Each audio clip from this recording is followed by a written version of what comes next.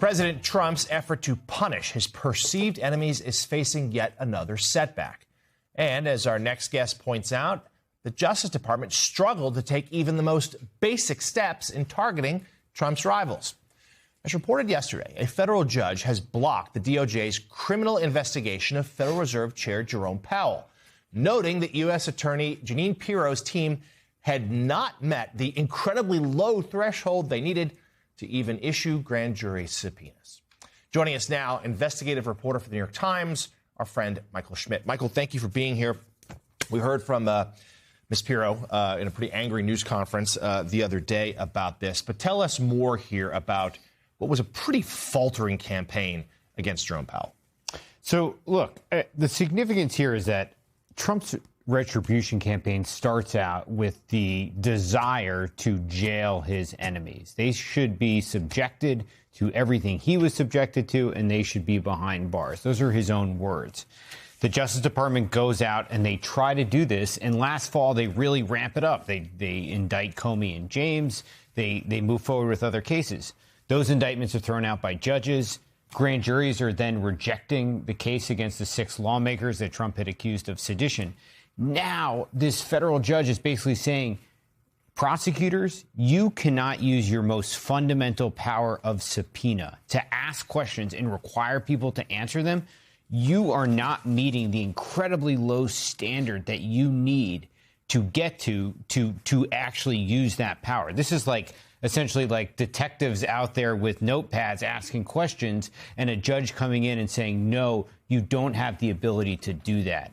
And in terms of the larger arc of the retribution campaign, where we start out with Trump wanting to put people behind bars, and now we're at a point where Trump wants the Justice Department targeting the Fed chair, but the Justice Department is being told you cannot get the Fed to answer basic questions that you have.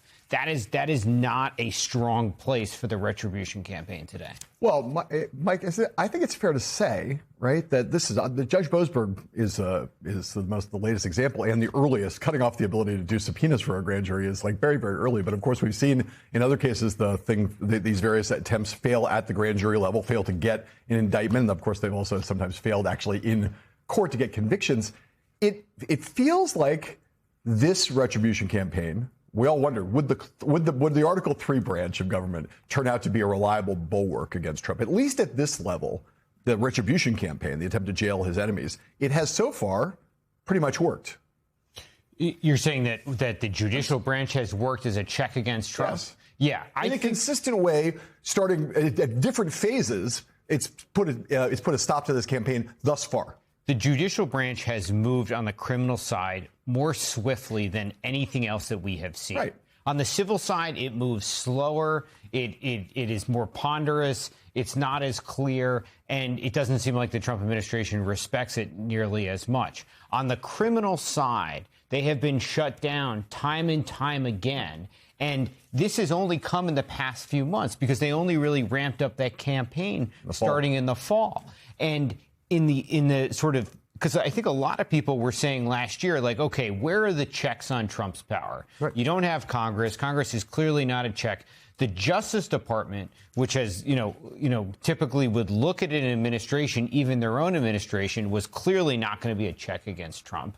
The courts seem to have no way of really dealing with Trump's executive orders or actions in an efficient way that was able to stop him in real time. He was able to use his power without the courts really holding him back. But on the criminal side, time and time again, they have not just moved quickly, but they've moved against Trump. And that has made this retribution campaign in a point where, look, Judge Boasberg is basically saying, you have not met the lowest of low standards to ask questions and force people to answer them. Subpoenas are rarely quashed. And when they're quashed, it's for very inside baseball reasons about attorney-client privilege and stuff like that. It's not because the government has barely met the level of what criminality is. So, J. Mart, we spent a lot of time talking about the president's priorities and Republicans in the last couple of weeks. Obviously, the war in Iran. There are many of them who are like, why is this happening now? This is going to drive up prices. We're seeing it at the gas pump. It's going to go into other fields soon enough. This is going to make our life that much more complicated in November. This is another example of that. His retribution campaign, it is impossible for Republicans to then sell this to voters and say, yeah, this right here, this targeting of Jerome Powell, this is making your lives better. Right.